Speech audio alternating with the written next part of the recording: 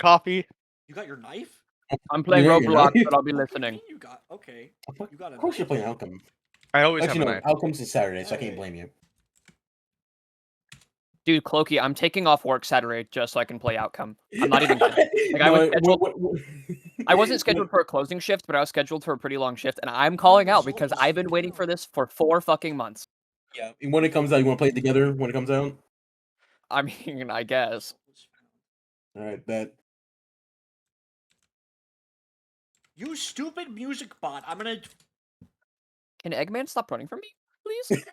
He is the Thank best you. one. I got bad news, gang. What? New York City night sounds not bad. I get the reference. New York nighttime ambiance found dead in Miami. Oh, that was the Bronx. No, that's where it would have been found, but they moved it to Miami. Ah, fair enough. Arthur Vermillion. It is about 3:17 in the morning. We open up on a shot of your alarm clock. It pans over to you in bed.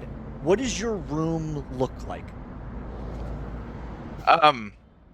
Despite the rest of the house being like really fancy and like, you know, stained glass, chandeliers and stuff, my room is just like typical high schooler. He has like a picture of his favorite car. You know, he has like just black bed sheets, his some shitty old dresser. His room just looks like a normal teenager's room, kind of messy. We get like an establishing shot that kind of spins around your room and then back over to you and lying in bed. How are you laying down? I think I'm on my stomach, face in the pillow. We hear a loud crash coming from another room. It sounds like glass shattering. It reverberates throughout your large family estate. Oh boy. I imagine I'd wake up and kind of sprint around and see what's happening. Hell yeah. Where do you begin to look first? And Close to where I heard the noise, Yeah, but give not us like a- in that room. Give us kind of the rundown of your house's layout here. Like, what rooms are you checking from the distance to your bedroom? So I imagine like the hallway is massive, Mhm. right? Like this house is huge. There's like 6 guest bedrooms on the floor that I'm on. Damn. So I imagine I start checking those rooms first. Hell yeah. Looking in bedrooms. Who lives in these bedrooms? Are they empty? No one. No one. They're all empty. Yeah, standard as usual. There's nobody in here.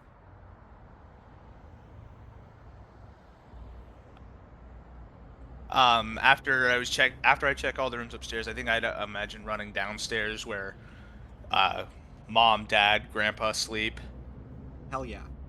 Heading downstairs, you see Grandpa's door opens, and he comes out very slowly in this wheelchair. Describe your grandfather for us. He's a staggering like 6'3", but he's obviously in the wheelchair. He is built like... Well, he's built like... What's his name? Eddie Hall. He is just massive. He looks like a barn. Yeah, Like, no, he's this is a huge. beefcake. When I say the words beefcake, like if a fantasy dwarf was like a real dude but had like regular human proportions, but add, maybe 30 years to this guy. Yeah. He kind of comes out, he's wheeling out in this wheelchair of his, and he kind of squints his eyes at you. Are you breaking shit again, Arthur? No, Gramps. I think someone's inside the house. He kind of looks down the hall. You can see steam coming out from underneath the dining room hall doors. Oh. I think I'd imagine I run into the dining hall. As you're running, he says, "You got this?" Yeah, go back to bed. I don't want you getting hurt. All right, have fun, kiddo. And he kind of like, you see he rolls back in and the door slam shuts behind him. You find yourself at these large dining hall doors gilded with gold and finery. And again, there's like this steam, these kind of clouds that are hissing out from underneath the doorway. I imagine I kick open the door. Fog, clouds kind of blast your vision, almost like wind. You can see the silhouette of some kind of large orb, right? Like, it's this large spherical shape. You can definitely see, at least like on the ground, there's glass everywhere. It looks like this thing fell through the skylight. The whole room is full of steam. And then you see this door of some kind opens, and a figure begins to step out with a hearty footstep. Oh. There is a voice that resonates forth. Vermillion! I've come to settle the score! Beside him, out from this strange thing, and the fog's kind of dying down now. You see a red light. Then 4 more like it. Coming out of this orb. They're about human heights. The fog dies down. Tell me, Tristan, what does Grigori look like? Oh, fuck.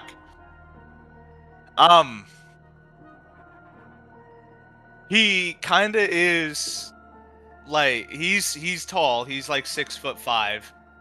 This man is like, what's his name from Rocky, the Russian dude? I don't know, I never saw Rocky. Oh my god. He has like a blonde flat top. He kind of looks like Polnareff a little bit. Okay. But like kind if of Polnareff was Russian. Polnareff. Yeah, I see it. So he's got this like tall hair that sticks out of his head like a pillar. You actually see, it looks like as the fog is dying down, you can make out his facial features. He's got some kind of like robotic implant in the side of his head with this glowing red light. It looks like one of his arms are metallic as well. He's dressed in this very traditional, like military style refinery. And as he sees you, he kind of raises a brow. Who the fuck are you? My name's Arthur. Who are you? You see, he doesn't respond immediately. He kind of looks you up and down. The red light, there's like a plane that comes out of it, and it scans you up and down. Oh, Jesus, you're a half-breed! And with superhuman speed, you find him face to face with you. The clouds in the room parting side by side. I stand my ground and I just look up at him because, you know, he's towering over me. He's making a disgusted look at you. You're not why I'm here. And why are you here? I suppose it would be your father? What about him? I'm insisting you move. You see he strikes out his hand, and he's gonna try to push you out of the way. Would you like to try to react to this? I'm not gonna move. Okay. Let's see what kind of roll we can roll here. Because he is something of, like, a senior status to you. And I think we can agree with that, right? Like, Oh, yeah. He's a little above your pay grade. Let's see here. Let me consult the rules. Page 53. Let's go look at the basic moves here. Okay, so... Okay, yeah, directly engage a threat. Because you could resist or avoid his blow, right? Yeah. So, do you want to... Are you just going to, like, tank it? Or do you want to move out of the way? You said you weren't moving, right? Well, I imagine that he was kind of like trying to brush me aside, not hit me, right? Yeah, we can say Kind that of for like sure. throw me to the side Yeah, with like his grab you by the arm. shoulder and toss you aside. Yeah. So I'm just gonna stand there and not like let him move me. Fuck yeah. Okay, I need you. What we're gonna do is you're directly engaging a threat. I need you to roll plus danger. Okay. Danger, danger.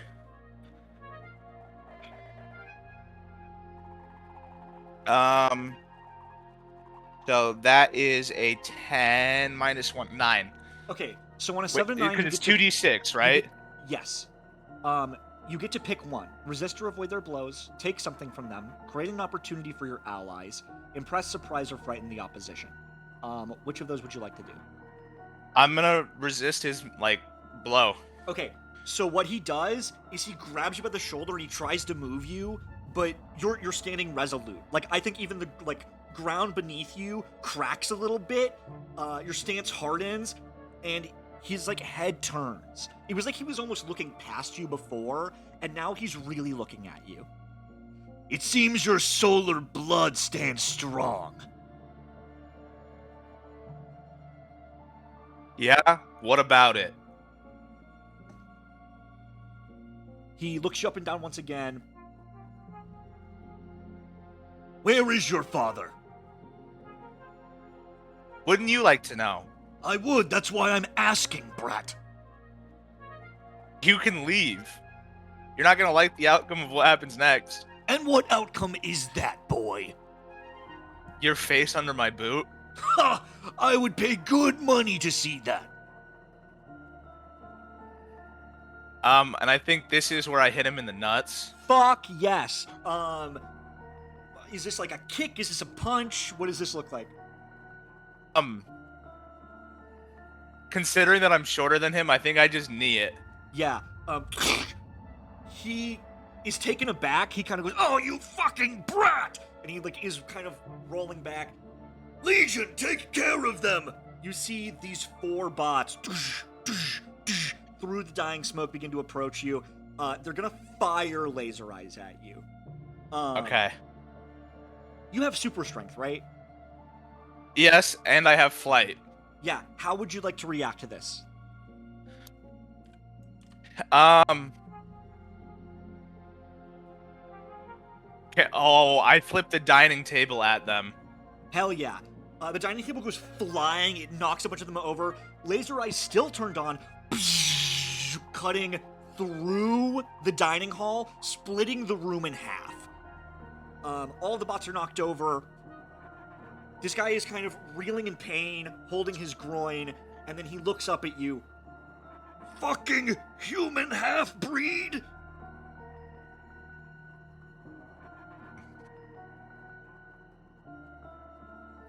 We're gonna probably need to do opposing rolls on this, but I'm gonna grab him by the throat and throw him towards his ship. I don't think I roll at all. I just need you to roll. Okay. Let's just call this directly engaging a threat again. Okay. Roll 2d6 plus danger. That's a 7. 7. Well, actually, hold on. I'm double checking really quickly. Okay. Because there's also unleash your powers, which maybe that's what you're doing. I don't know. Let me see. We're learning here.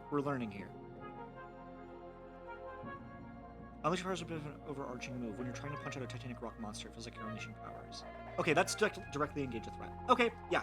Just the 2d6 plus danger again. Yeah, that's a 7. Okay, yeah, you get to pick one from resist, take something, create an opportunity, impress, surprise, or frighten. Can I take a chunk of his metal arm? Holy shit, yeah. You grab him, you toss him, and as you're throwing him, the arm disconnects from his body. He goes tumbling through the wall. Smoke fills the room once again. You're holding this, janky metal arm in your hand. Yeah. You hear kind of a groan coming from the wall.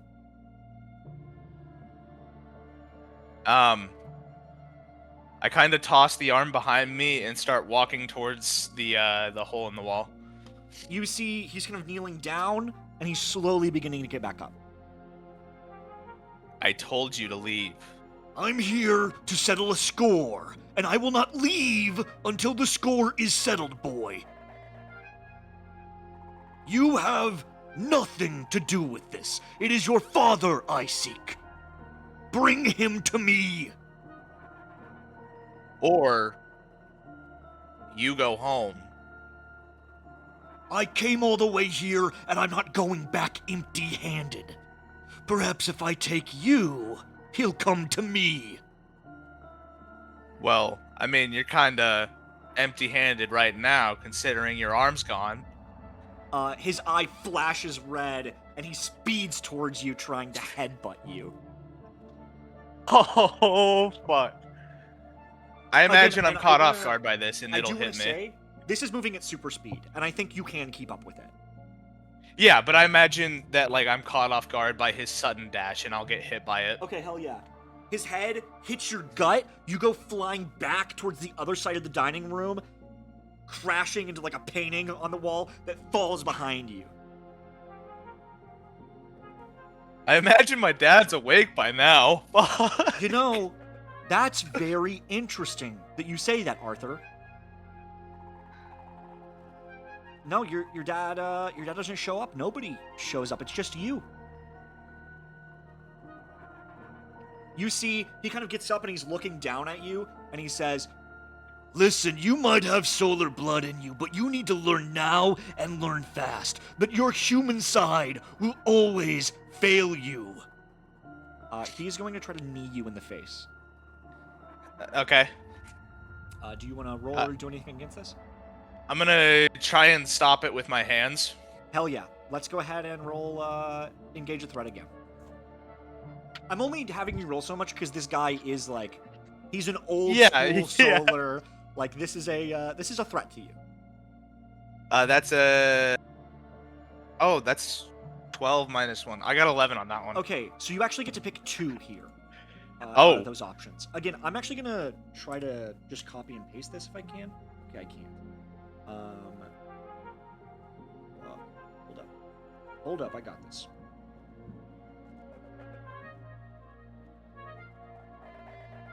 I believe when you're damaged, you take a condition as well, is how it works. And at a certain point, your conditions, like, fuck you over until you're knocked out. So let's look at those conditions really quick. Well, actually, you're going to be fine, but I just want to double check. Yeah. We're learning.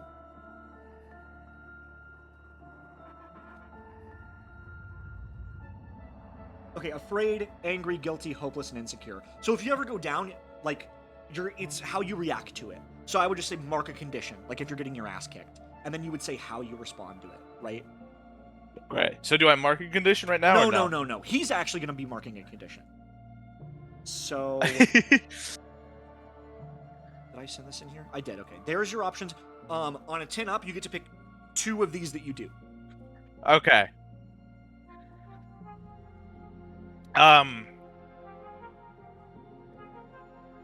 So with the first one, I'm gonna resist by blocking his hit with the knee.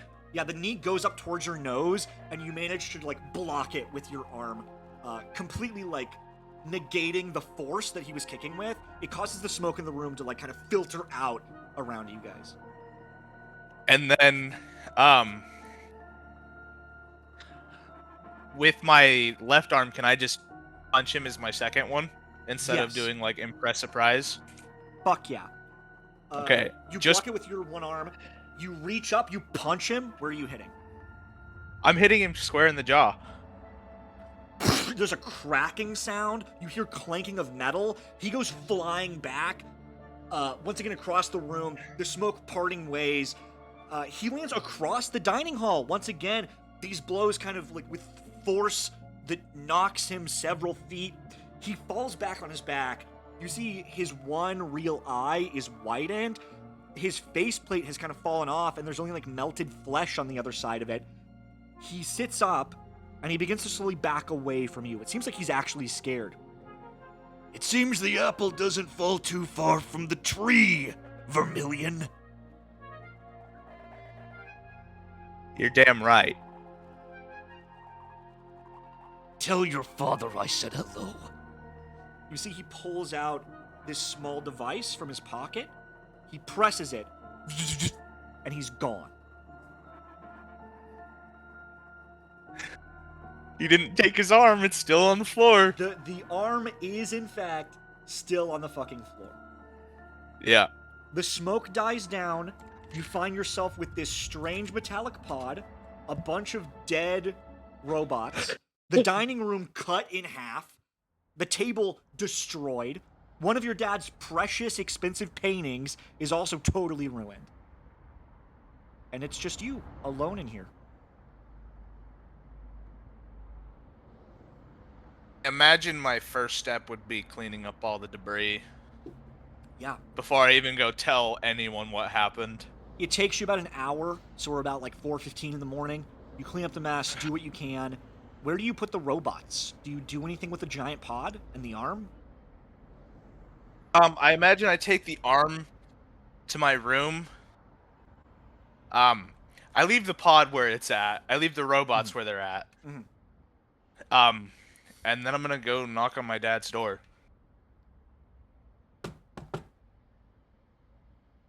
That's weird. Arthur, there's no response. I crack open the door and look in. Looking in, you see your father's bed made and empty. This room is dark. What kind of decor does your father use in here, do you think? Like rich man decor. Like there's cigar boxes on the table. There's like gold trim everywhere. Like he's kind of stereotypical. I have like fuck you money. You see your father's belongings. I think there's probably a poster of like an old 80s movie on the wall. Something very like Daddy Yacht Rock. The Yeah. only light in this room is coming from his office desk. An open laptop that bleeds white light into the room. I imagine I go in there too. Once again, your father's belongings. There's like a gold-plated golf club hanging on the wall above his desk. It's just his laptop, open. It bleeds light. I investigate the laptop. You see, it looks like his Gmail account is open. It's his emails. And there's one email open. It's to his email address. Tell me what your dad's email address is, Arthur. The Vermillion Inc. at yahoo.com. Interesting. This is to Brandy Tom Scovey at vtech.org. It's an email to this guy at VTech. If this was D&D, I would have you roll a history check. I need to ask you, how much does Arthur follow, I guess, like, politics and the news? He doesn't. Okay, so you don't know what this company is. You've probably never even heard of it. It appears like your father has an email to this guy. All this message says is, same time, like with a question mark. Using my knowledge of computers, can I trace another email from this person through his account? Yeah, this is part of an email chain. You can like click at the very top, and there's a prior email. This appears to be from this Brandy guy, saying that he might have found a solution for his problem. If you keep going and looking through these, it's kind of the same vague wording. Like, it's very hard to tell what they're talking about, but it looks like for the past few weeks they've been meeting up really early in the morning somewhere.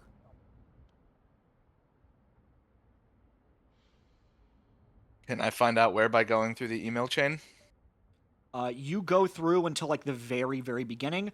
There is an address, and it just says, meet here, it's safer. I pull out my phone and take a picture of the address. Hell yeah. And I'm gonna head straight there. All right, do you fly? Do you walk? How do you get there? I fly. Okay, you pop this address into your GPS, and it looks like a small shipping warehouse in the docks of the city. Oh, shit. You go flying. What is your neighborhood like?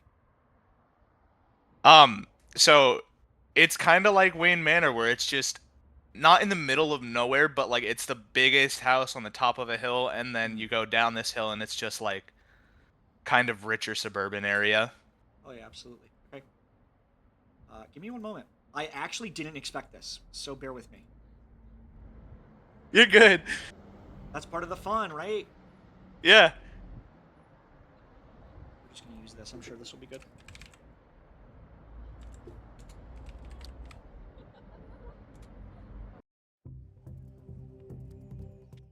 You go flying, splitting through the sky, heading towards this strange location.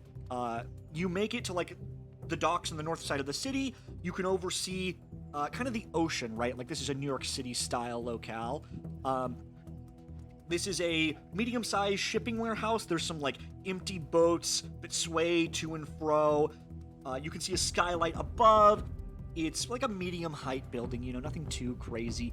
Outside, you see like a black SUV. And of course, your dad probably didn't drive here. It appears to be the only vehicle here, aside from some old like loading equipment that looks like it hasn't been touched in years. I'm gonna take a picture of the car and the plates. Oh yeah. And you then notice that these plates look like they're, I mean, they're Halcyon City plates. They're from this city. Yeah. And then I'm gonna look for an entry towards the building. Yeah. Down below, you can see one, like, large, like, double-door warehouse-style buildings. There's also just a small, like, civilian entrance door with some stone steps that go up. I'm gonna enter through the building. You see this kind of, like, large shipping warehouse with, like, all the blue racks around. You can see, from this angle, like a small light, like a flashlight, just kind of like beaming into the darkness. I'm gonna walk towards it. Walking, you make it to a point where you can see the back of your father. It looks like he's approaching somebody. He's a gentleman in like a white lab coat with a strange like patch on it. It's like a red patch. You see, they're beginning to speak, or maybe they're talking. Maybe they're ending their conversation. You're walking in the middle of it. Yeah. Do you approach? Do you keep distance? I do approach. Okay. Who the hell is that? You see your dad turns. Describe your father for us. He's like 6'3". Like they're all tall. Uh-huh. I'm only short because I'm half human. He's very stout, not quite grandpa stout, like massive. He's kind of got that 80s handlebar mustache. Yeah. He also has a flat top, but it's black. And he kind of just looks like every 80s actor ever. Okay. Arthur, what are you doing here? Someone broke into our house. Quite literally broke through the ceiling. He turns to look at this guy. I have to go take care of this. He walks over to you and says, "All right, let's go." And we go back to the house. Hell yeah. What is the flight back home like? I think it's just me describing what the guy looks like while we're both flying through the air. Because I didn't catch his name. He didn't say his name to me. Your dad kind of rolls his eyes. Sounds like Grigori. He's not a threat anymore, but I knew he'd come back eventually. Good on for taking care of him, Arthur. Way to show initiative and really be a hero. He kind of like pats you on the back. You guys are flying now over the city towards your home, of course, as he's talking to you. You can see the city lights of Halcyon City in the distance, the beautiful skyline that you've so like become accustomed to. Yeah. How did your fight go? I ripped his arm off. He had some metal plate on his face that started to fall off. And he has like some robot army with him. He's smiling ear to ear. It sounds like you really gave him hell. I'm proud of you. He pats you on the back with a little too much force. Now I imagine I kind of lose a little altitude from it. You gotta keep that up. But first, you're gonna need to put that suit on. Dad, no. His smile kind of drains just a little bit. I know it's nerve-wracking, but it's about being a symbol, Arthur. You could go out there and do that to people who would be looking to hurt others who aren't like me and your grandpa. Really enforce Dad, everybody's safety. afraid of you. Oh, please. If they don't fear you, they won't stop committing crimes. It's not just the criminals that are afraid, it's the people too. Even though they do look up to you, they're also afraid that what if you turn bad? Arthur, that isn't fear. That's respect. And respect has to be earned. That doesn't seem like respect, Dad. Respect is 1,000 cameras taking your photo when you go out to get dinner, Arthur. It's That's having fame. the paparazzi show up at 3 a.m. That's fame. That's not respect. They can be the same thing. You have your whole life ahead of you. But just know, when you're ready to put that suit on, you become a symbol of authority for everyone to look up to. And I don't want to be an authoritarian, Dad. he kind of rolls his eyes and he's looking away, and then he looks back at you. Sooner or later, you'll get it. You just need to grow up a little bit, that's all.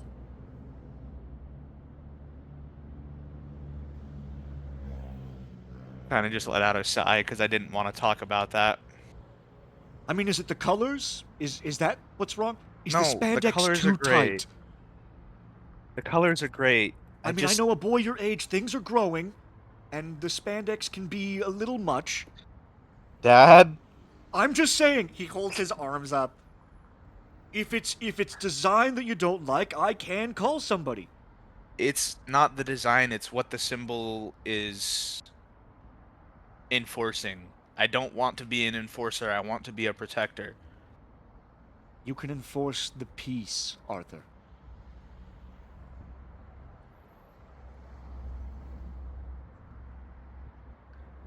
And I think with that, the rest of the flight home is dead quiet. Yeah. Yay! Okay, we're gonna cut scenes here. Wow. By the way, where was my mom at? Dead asleep. Don't worry about it. Don't worry about it, Tom. Don't you worry about it.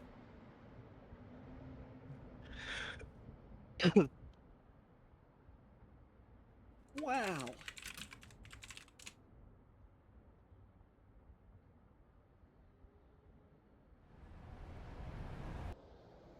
Bear with me.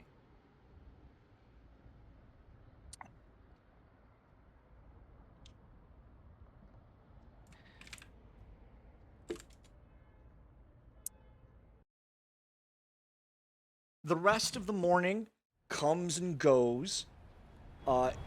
You get ready for school.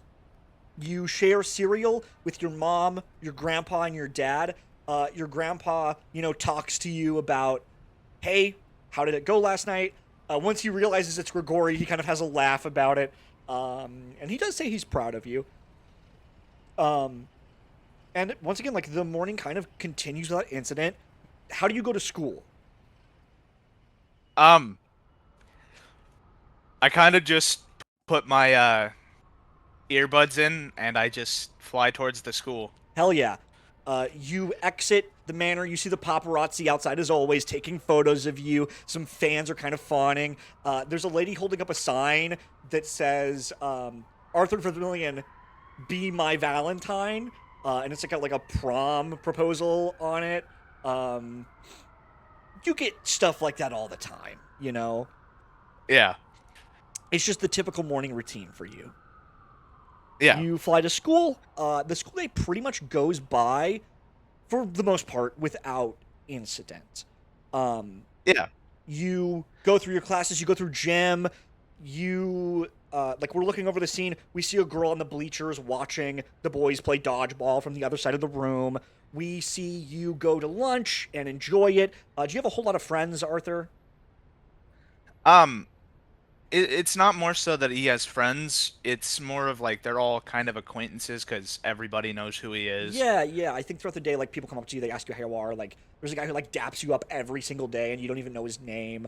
Um, Yeah, it's that kind of energy. Like everybody knows who you are. You're kind of a micro celebrity.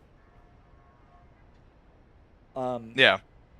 is there anything during the regular school day that you want to do? Not during the school day, but usually Mhm. like if you're including the football shit, Yeah, that happens you got after school. practice. Yeah. And it's important to note, it is Friday. This is kind of like the last week before Christmas break. Yeah. But there is a game happening during Christmas break. It's one of the big ones. The South Halcyon team, who's like, they're your rivals, right? The city has two teams for some fucking reason, and they always play this time of year. It's kind of a tradition, right? Um, and it's the big one. Like, this is the one that everybody talks about and hypes up all year because you have like that same city rivalry. It's like North Side versus South Side, and it can get a Yeah. little violent sometimes. That's just how it goes. You're of course the North Halcyon High Honey Badgers, and then we have the South Halcyon Sea Sharks. Ooh. Um, you go through homeroom. You have a little bit before practice where you do your thing. Practice goes pretty well. Is there anything during practice that you want to talk about? I mean, not necessarily. Okay. After practice, your coach, like, he's saying goodbye to everybody, kind of wrapping up, and he looks at you. He kind of gives you the finger. Tell me what your coach is like. Um, he's kind of like a fat. You know, he's like he's a chubby guy, and he's kind of like a douchebag, but not in the way where he's a dick. Uh-huh. It's the tough love douche. Yeah, Like he loves you, but he's got to be mean. Fuck yeah. We're out here on the field. The sun is kind of going down over the city. You know, it's kind of like 5 o'clock, 6 o'clock. You can see the skyline in the distance from the school. We're out here on the grass. The bleachers are over there on our left. Everybody's kind of wrapping up and leaving. And as everybody's leaving, the coach like points at you and gives you like come here finger. He is a chubbier guy. He's dressed in like this wicked, way too tight neon gray shirt, and like shorts that are way too short for him. But he's loving it. I walk over to the coach. Oh, Arthur, I need to talk to you really quickly. What's going on, coach? I really hate to be the guy to do this, but he kind of looks around, making sure everybody's far enough away that they're not hearing this discussion. Look, I got some calls from the South Side coach, and I don't want to be a Debbie Downer, but him and some of the faculty at the other school are a little concerned, given he kind of gives you a side eye and like looks you up and down. You know, you're how do I say this? I'm very proud that we have a diverse team.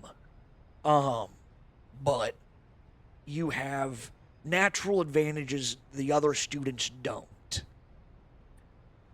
And Coach Michaels gave me a call, and he was concerned for the safety of his boys. You realize I can, just not hit them as hard, right? I know, Arthur. You're a good boy. You wouldn't do that. I know that you wouldn't hurt a butterfly if it came. Well, I mean, probably beat up bad people. But you know what I'm trying to say, right, Arthur? Like, I don't think you'd ever intentionally harm another student. But Coach Michaels and their staff, they don't know that. They don't know you the way I know you. So we have a couple options here, Arthur, that I need to kind of lay out for you. I can keep you on the team, right? I can let you play the game, but we might face some backlash. Could be messy. There might be activists involved. You know how the anti-soups can be. Like, don't go all out.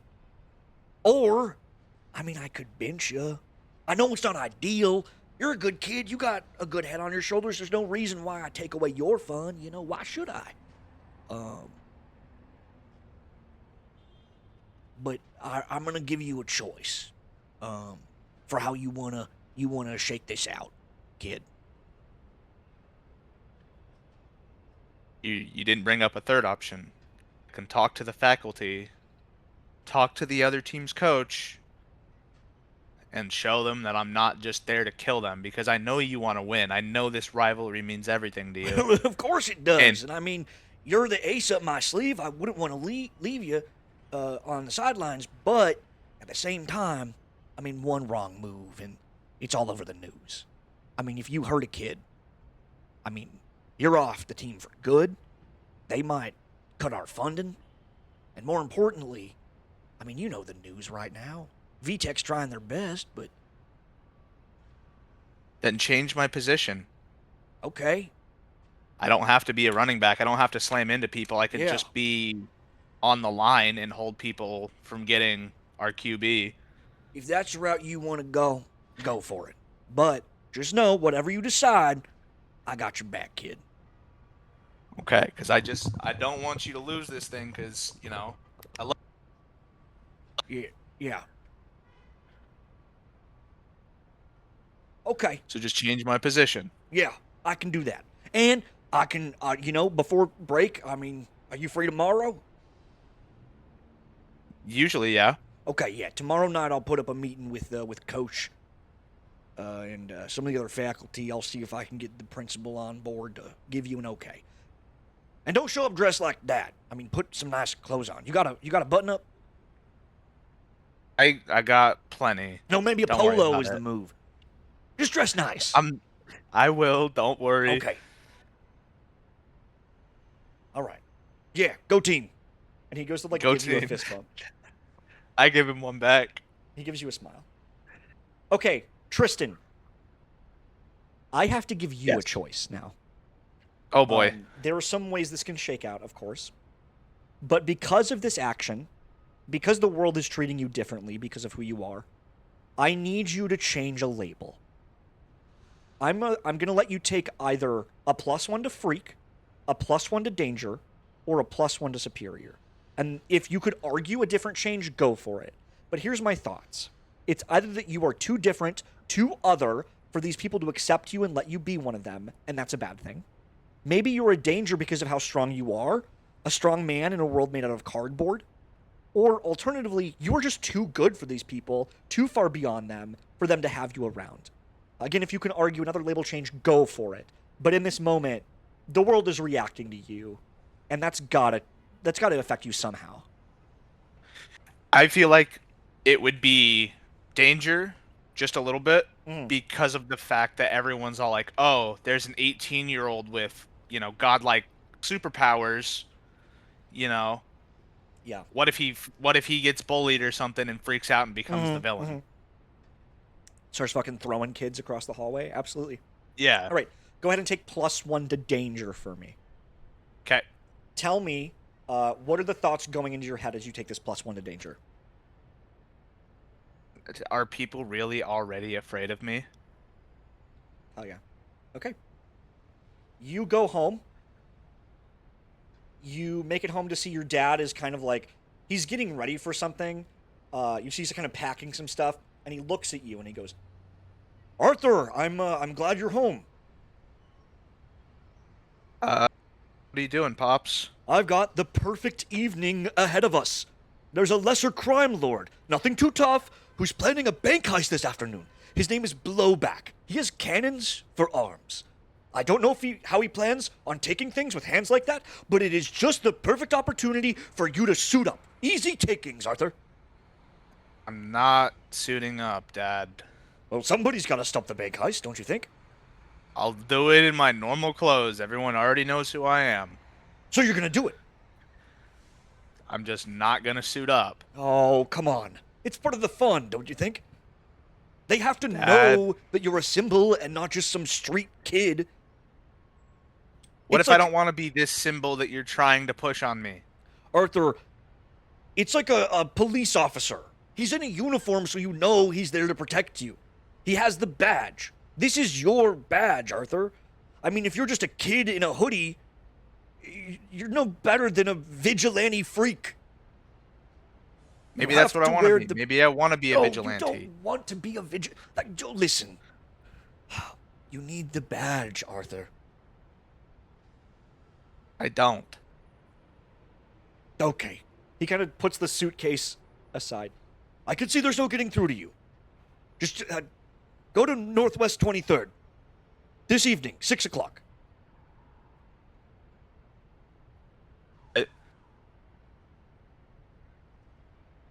And oh, one more thing. I run up to my room real quick, Mhm. and I grab Gregory's arm, and I hand it to my dad. Hell yeah. He takes it. Maybe you know what to do with this. Okay. I'll find a use.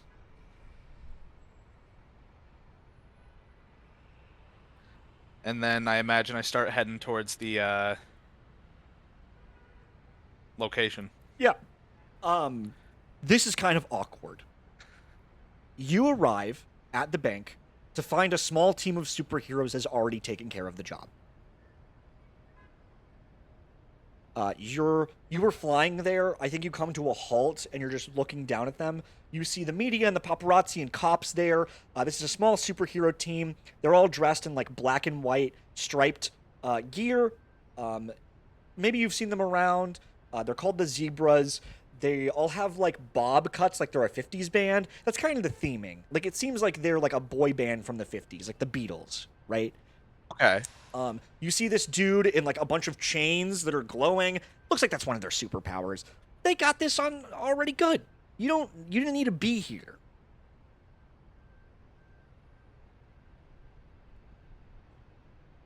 Um.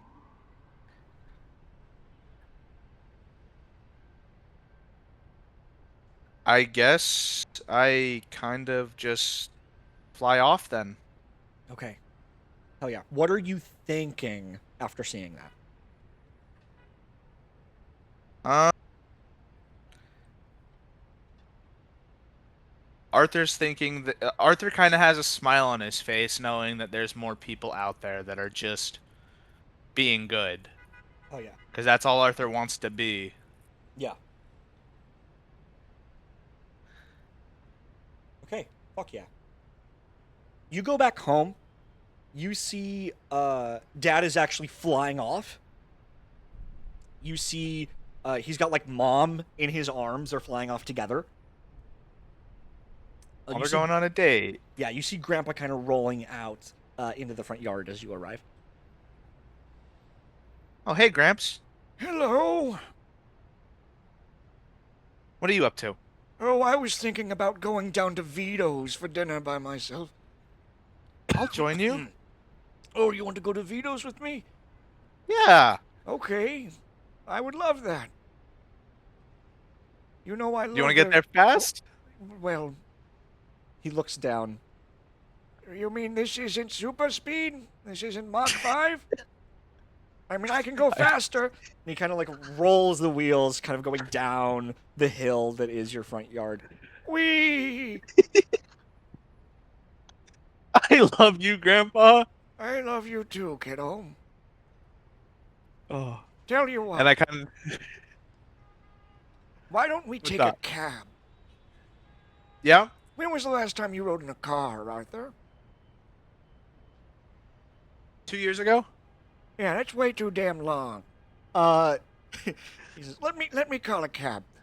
You wait a little bit, and a taxi rolls up to your mansion. There's a guy who's clearly like awestruck to be here. He gets out. He opens the door like you're royalty. Oh, please let me take your wheelchair for you. And he kind of like helps your grandpa get in the car, puts the wheelchair in his trunk, and he drives you. Do you talk to your grandfather about anything?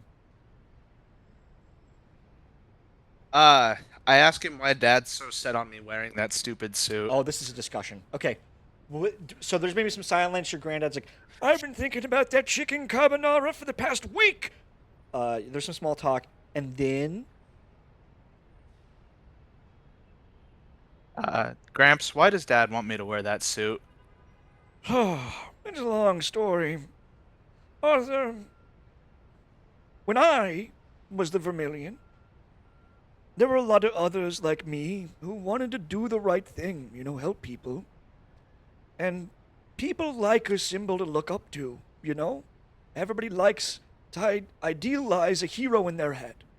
I mean, when you think about figures throughout history, people like Martin Luther King or JFK, they have, signifying things about their personality that you can immediately see in your head, right? Yeah. And that's the same case with us.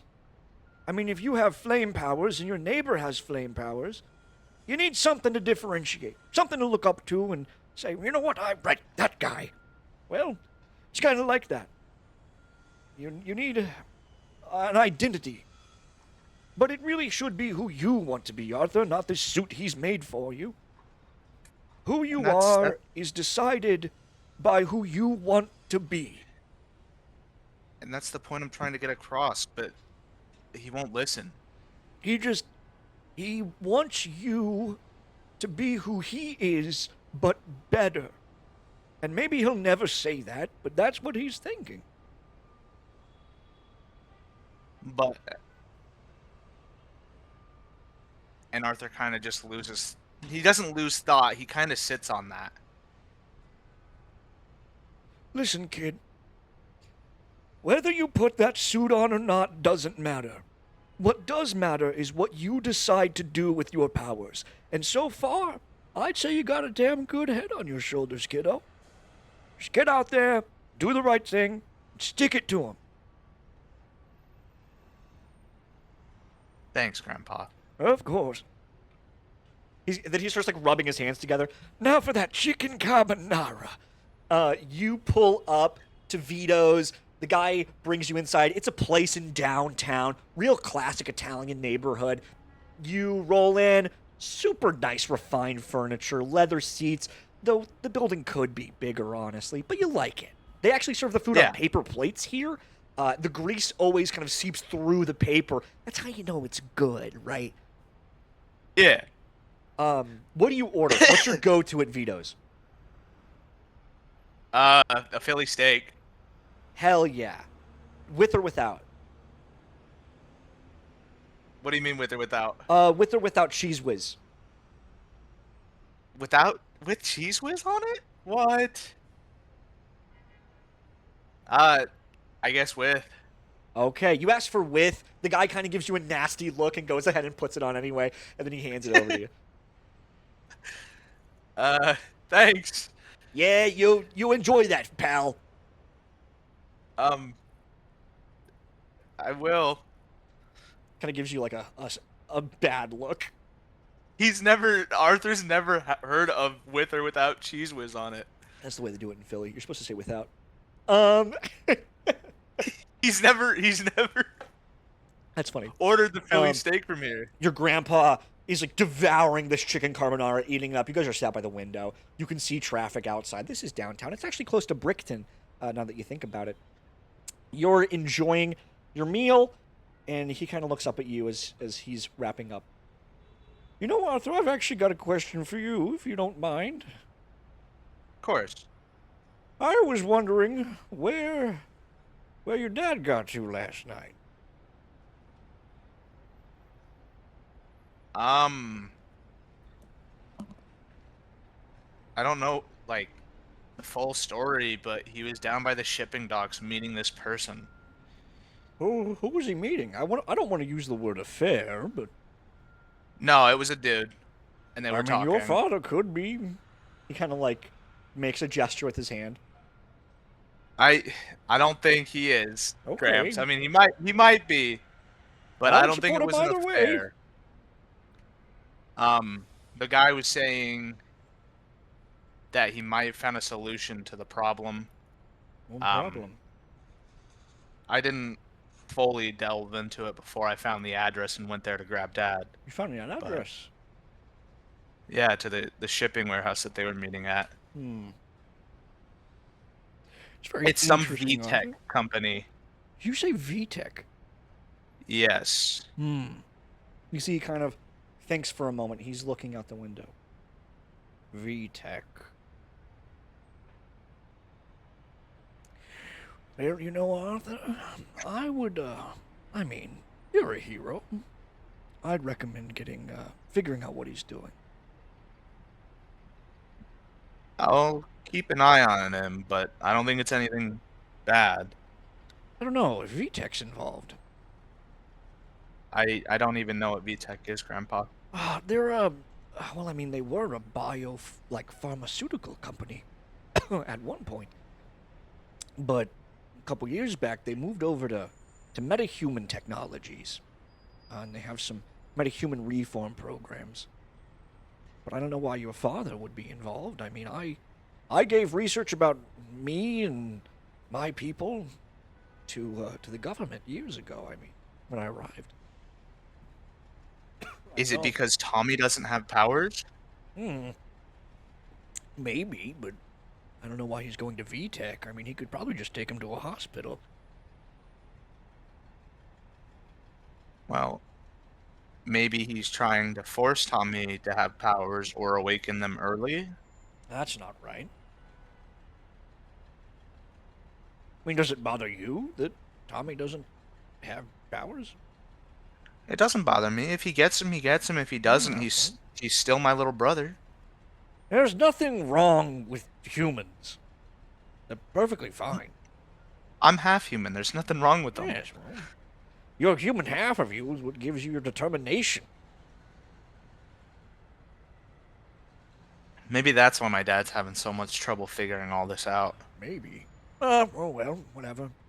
But definitely look into it. I mean, if Dad is sneaking out like you're supposed to do at your age. Arthur kind of grins because he does sometimes. He does sneak out. Oh well, whatever happened. You know, I think I need another round of chicken carbonara. What do you think, Arthur? Sure. Oh, you should get a tiramisu as well. That would be quite delicious. You see, he begins to wheel over. You're kind of sat there, and then police sirens. Cars go past you. Oh shit. I kind of walk over to Grandpa and I'm like, Gramps, I gotta go. There's a high-speed chase and it looks dangerous. I gotta. Do you need my help? Do you want to attempt to use your powers again, or do you want to sit here and enjoy your tiramisu? You see one hand, his right hand, has a giant plate of chicken carbonara. His left hand has like this gigantic, like, it's like a foot wide tiramisu. What do you want to do? I think I'm gonna be a big bag. Yeah? Yeah. Go Arthur kill kind him, of smiles. All right, and Arthur slaps 100 on the table to pay for his food and Grandpa's. You don't need to do that. That's your allowance. It's Dad gives me too much. I mean, you could, And, I don't know, buy some sneakers with that money. I don't care for shoes, Grandpa. He kind of gives you, like, the most old man frown you've ever seen in your life. He takes the 100 and he's, like, pushing it against your chest. Nope, you're keeping this. That's your allowance. I will not sit here and allow my grandson to pay for my dinner. I ate too, so use it to pay for my portion. It's too bad. Don't make me use my powers on you, boy. And hearing Arthur hearing that, he kind of smiles and he kind of gets a little afraid, and he puts the money back in his wallet. That's right. You put that back in there. All right. I love you, Grandpa. I gotta go. I love you too, kid. Knock 'em dead. But not really. Please don't kill people. I won't. And he books it out the door and launches towards the cars. You see below in the city, cop cars. It looks like they're chasing a white van of some kind. Oh, shit. I kind of fly and land on top of the van. Yeah. As you're landing, you see the van is kind of like teetering back and forth. It looks like it's trying to head somewhere. It veers a hard right, kind of skittering, almost drifting. The cop cars struggling to get across.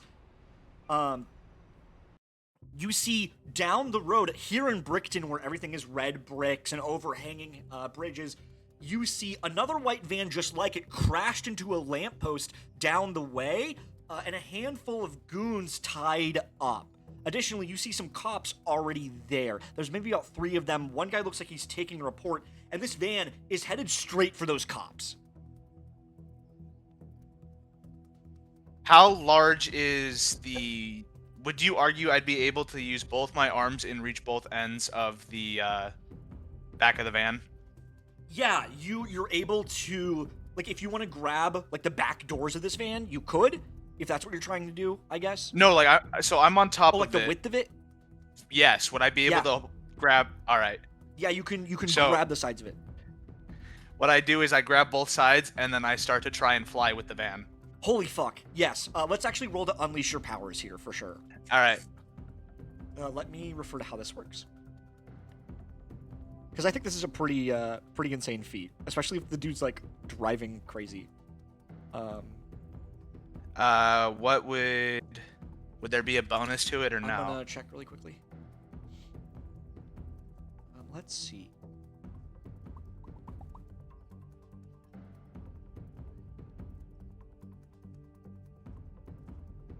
Hold on.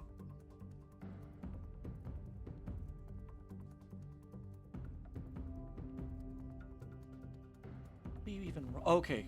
Wait, it doesn't even say. Oh. Yeah, okay. Just roll 2d6 for me. Okay, I got a 9 on that. Okay.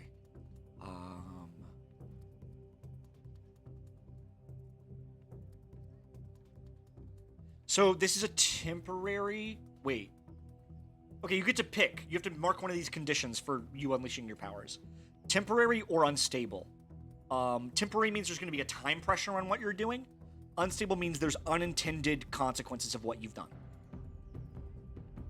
I think I'm gonna go with temporary, because what I'm gonna try and do is while I'm flying with the van, I'm gonna stop so the van stops moving.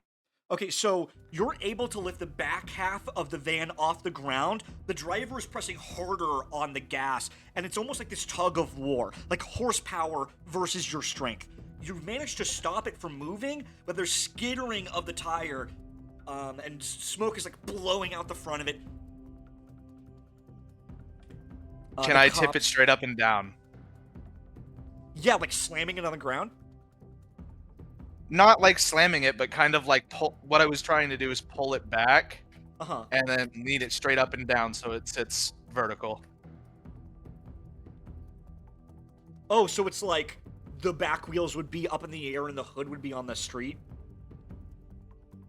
No. The back doors of this van, Uh-huh. like the car is pointing straight up and down. So the tires aren't touching the ground at all anymore. Okay, yeah, you managed to lift the van just completely off the ground, and the cops begin to pull up side by side. They kind of like pour out. Some of them are looking at you with a little confusion until they recognize you. A couple of them draw their guns, and they're pointing at the van. Hurry up and get him out. This is not as light as it seems. Yes, Vermillion, sir. There's a good like 4 of them that begin to rush towards the back. One of the cops opens it, and he's met with a fist to the face. You see this oversized gauntlet punches this dude in the face, and he's like knocked into the ground into hard street concrete. There's a flash of red as a fist connects. We look up and see a figure we've never seen before. Give me one moment. If we look in faces we know, there is a figure dressed in black combat armor with like this sort of black mask that has a skull painted on it. This guy has one large, strange device gauntlet with red glowing all over it, and in his left hand is a sawed-off shotgun.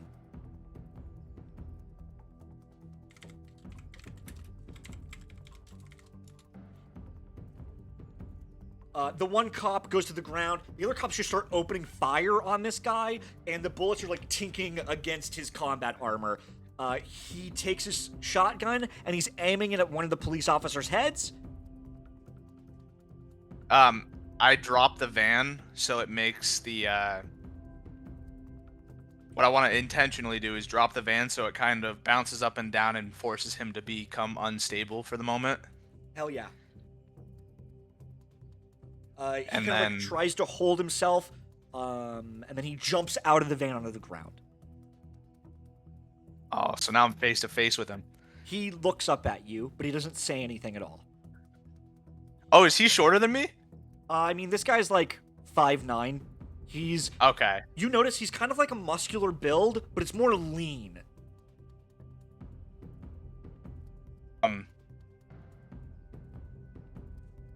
I'm gonna smack the shotgun out of his hand. I need you to engage a threat. We're gonna Okay. see if you can take this away from him.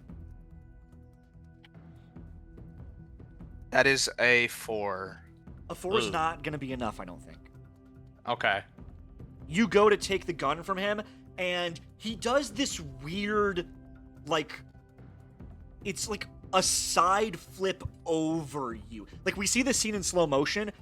I think that you're moving really fast. You go to grab the gun, and it's like frame 1, frame 2, frame 3, frame 4, and then he's on the other side of you, and he's gonna try to hit you in the back of the head with this gigantic Okay. machine gauntlet he's wearing. Do you try to resist this at all? Do you see it coming? I don't think I would because he's behind me. As he hits you in the back of the head, there's this red circular flash that reverberates. You go flying down this road a good like 56 feet. Just Oh. What the fuck? you see he readies that sawed-off shotgun. He points it at one of these cops. He's about to pull the trigger. I imagine I fly and tackle him. Fuck yeah. I need you to engage a threat again for me. That is a 9. On a 9, you get to choose one of those conditions in up here.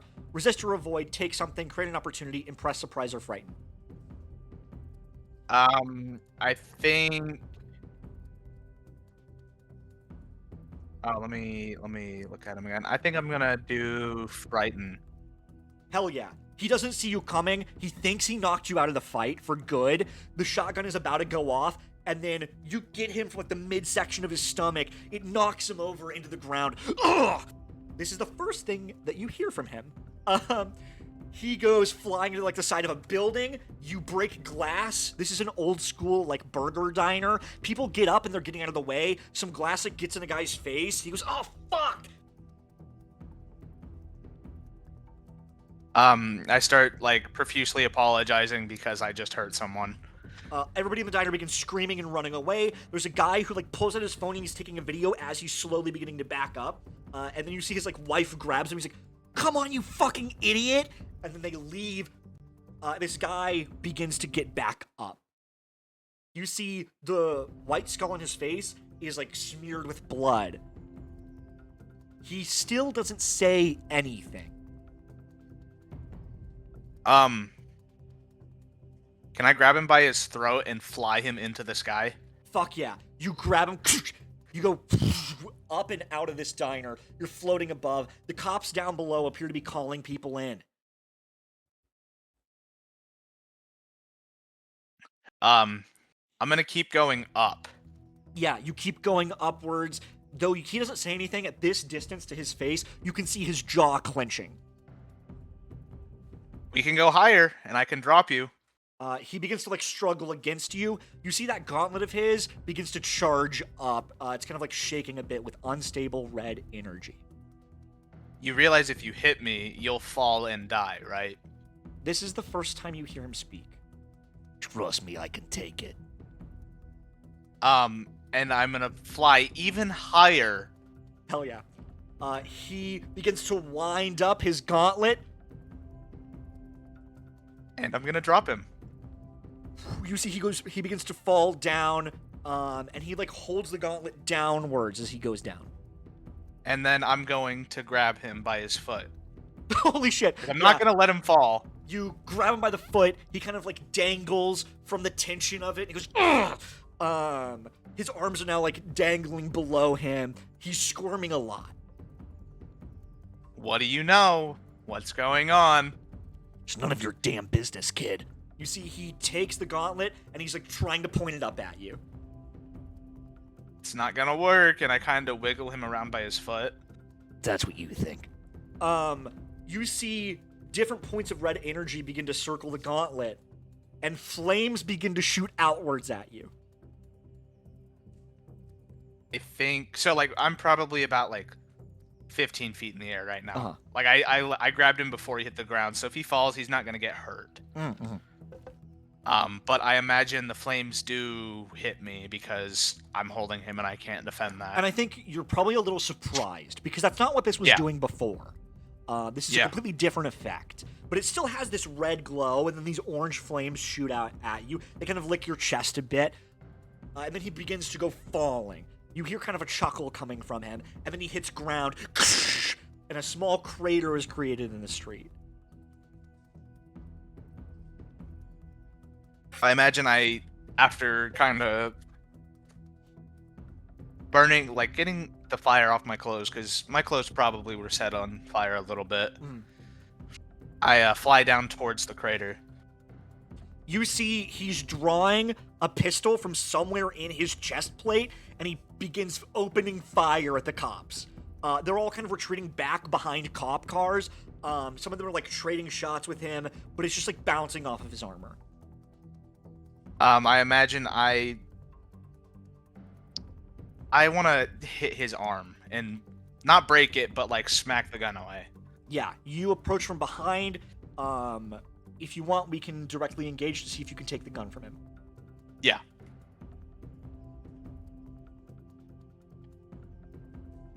That is a 12. 12, you get to pick 2 out of those conditions. I'm gonna frighten him and take his gun. Hell yeah. He thought you were kind of taken care of. You approach from behind, you take the gun. He's scared. He turns back. He kind of looks at you. What the hell are you made out of? Flesh. His eyes harden and narrow. He looks over at the cops. You see more. There's a SWAT van approaching. Shit. He looks back up at you. I'm not gonna forget this. You see he takes the gauntlet, it charges up, he punches the ground, he leaps into the air over a building. I'm gonna try and follow. Oh fuck, yeah. You see he goes over these brick buildings from place to place. He's punching buildings, trying to get away. I'm gonna speed up and try and grab him in the air. Fuck yeah. I won't even have you roll for this. I think you're fast enough. You are able to determine based upon like how often he's hitting and the seconds between when he hits and he goes up. You manage to like perfectly time it when he's in the middle of the air. You grab him. Can I attempt to rip off the gauntlet? Yeah, absolutely. I will need An engage a threat to roll? take it from him. Yeah. That is a 10. Yeah, you managed to get it. It's 10 up, so you can also scare him if you want. I think it would scare him, me So ripping off the he's gauntlet. taking 2 afraid conditions. Oh boy. You pull the gauntlet off of him, and he goes, "No, you don't want that." You take it. His hardened eyes, like the eyebrows soften a bit. Trust me, kid, you don't want that. Why not? You don't want the burden it brings. Give it back and I'll leave. You don't get to leave. You're in way over your head here, kid. You can't even be, 19? Look at you. Look, good work on stopping me, but you don't want to swim in the water this is a part I of. can just destroy this. You can try. I start crushing it in my hand, or attempt to. Oh shit, okay. Yeah, you begin destroying the machinery. You see, as you're breaking it, a small glass vial, and inside, a red shard of some kind. Hmm. I kind of start to lower to the ground towards the cops. And I just kind of toss the guy towards the SWAT team. You see, as you toss him towards the SWAT team, he reaches in his chest and pulls out 2 MAC 10s, and he just begins to open fire as he's trying to run away. I pick up a rock and throw it at the back of his head to knock him unconscious. Ah, fuck. You need to knock him unconscious? I'm gonna attempt to. Okay. I think what happens here is he sees it coming. He does like a backflip once again in slow motion, 4 frames. Frame 1, doo, doo, doo, doo. And then he's out of the way. He looks at you, and instead of firing, he drops the MAC 10s and sprints. You see from his leg, he pulls out a flashbang, lifts up his mask, pulls the thing with his teeth, rolls it beneath him as he's running.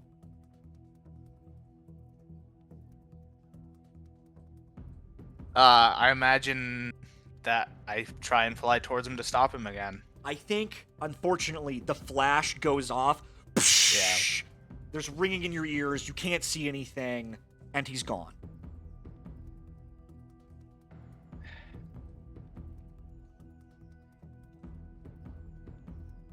But you have this destroyed machinery and the shard. I'm gonna just give the cops kind of like a look. Cause all my clothes are fucked up. I've been hit, I've been burned. I'm gonna tell them I'm gonna figure out what the hell this gauntlet is, and that they could take whatever they need from that van. You see one of the cops actually comes over as you're saying this, and he kind of shakes his head no. He says, "Whatever was in that van, it's gone now."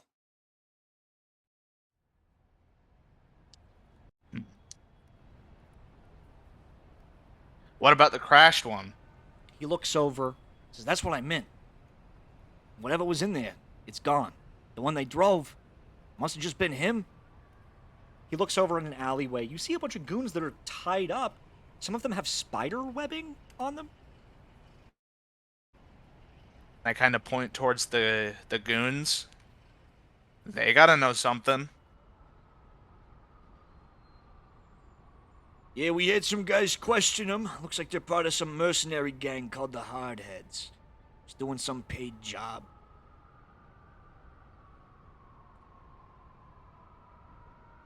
Interesting. One of the cops, he's like smoking a cigarette. He comes over, throws it down. "What do you know about the Hardheads?" "That was their leader, White Knuckle. I read all about it on truecrime.org. That was their... And Arthur's kind of pissed that he let their leader get away. And he's kind of upset with himself at the same time. One of them approaches, and he looks you up and down, and he goes, You're Arthur Vermillion, aren't you?" Yeah. "Shit, man, I used to love watching the Vermillion when I grew up, taking care of business. My kid, he's a fan too. Would you mind signing something for me?" Arthur kind of, like, stuffs the gauntlet into the waistband of his pants because it's too big to put in his pocket. Yeah. And he says, sure. He pulls out this, like, little drawing of your dad that's, like, in crayon, holding hands with this, like, a little kid.